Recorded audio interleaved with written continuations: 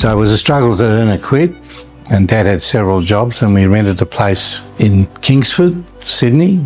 Having battled for all those years, saw an ad in the Sydney Morning Herald for Fiji Colonial Service. He applied for it and got it. I'm not sure how we got to the boat, but anyway, we did. It was at Circular Quay in Sydney. I was 10, and the boat was the Orsova, which we thought was humongous. It was 29,000 tonnes. Current ships 110,000 up to 130,000, so it gives you an idea how small this humongous ship was. P&O Orsova. I think 600 passengers. It was unique in that it had the first stabiliser bars put on the ship. So anyway, we set sail, and the first 3 days was to get to Auckland, and it was quite calm across the Tasman. We set sail from Auckland, 3 days to Fiji. Unfortunately for us, we ran into a cyclone, and the Orsova was pitching, and the stabiliser bars are non-existent in their usefulness. Up until Auckland, we'd had full dining room. After Auckland, for those 3 days in the cyclone, the only ones at the dining room were us, because Dad had seasick pills. It was so rough that the back of the boat had come out of the water and the whole ship had shudder. There was nobody anywhere. They were all hiding in their cabins, and we were told that we'd have to divert to New Caledonia to get away from the cyclone. But in the end, we didn't have to.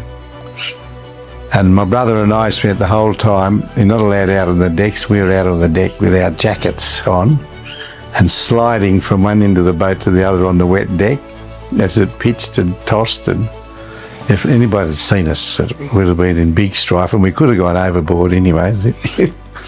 It was interesting. We got to Fiji. The memories I have is that arriving at Suva King's Wharf, the Queen's Wharf it's called, and the Fiji band playing, and you're going back to 56, so it was very colonial. It was still a colony, and it was the markets are there.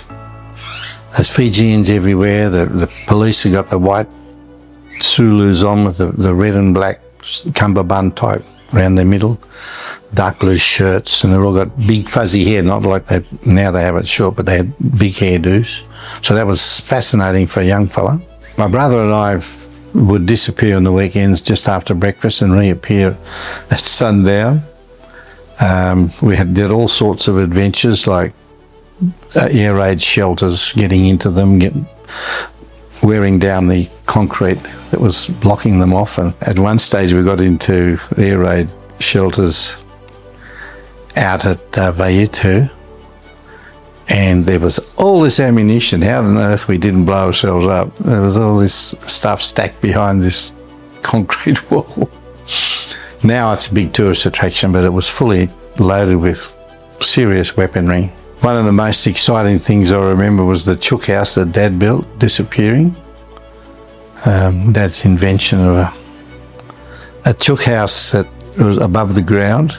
We had 6 Rhode Island Reds, and typical Dad, everything was squared. The roof was on dead level, the whole thing was spirit levelled, and the hinges were all appropriately placed, and you could lift the lid in there with the eggs. And the cyclone took the lot, chooks and all.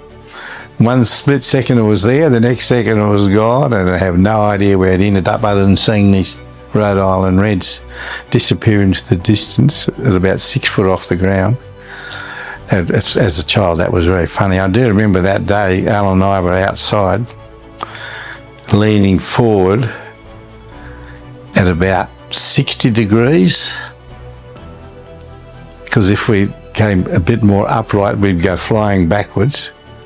And if we leant any further forward, we'd hit the ground. So we were walking around at 60 degrees into the wind. Heaven knows we were very lucky we weren't hit by flying objects, but that's what you do when you're a boy, those sorts of things.